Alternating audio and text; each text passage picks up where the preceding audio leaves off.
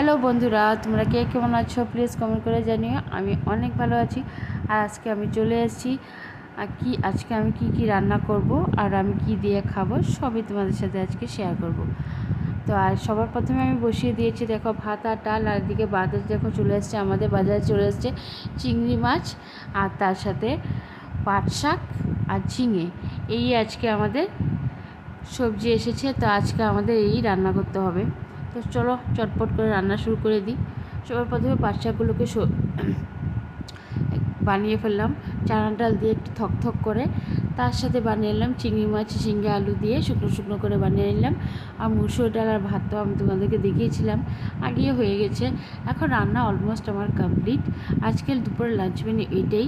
আর এত কিছু থাকা সত্ত্বেও আমি কী দিয়ে ভাত খাচ্ছি তোমাদের সাথে শেয়ার করছি। চলো দেখাই কী দিয়ে আমি ভাত খাচ্ছি। আর এদিকে দেখো আমও কেটে রেখেছি অল্প। দেখো আমি কী দিয়ে ভাত খাচ্ছি। আজকে আমি ভাত খাচ্ছি গরম ভাতের মধ্যে জল ঢেলে আলু ভেজে লঙ্কা পেঁয়াজ মানে শুকনো লঙ্কা ভাজা আর পেঁয়াজ দিয়ে সেই গরমের মধ্যে তৃপ্তি মিশিয়ে খেলাম। কেমন হয়েছে আমার লাঞ্চ মেনু প্লিজ কমেন্ট করে জানিও।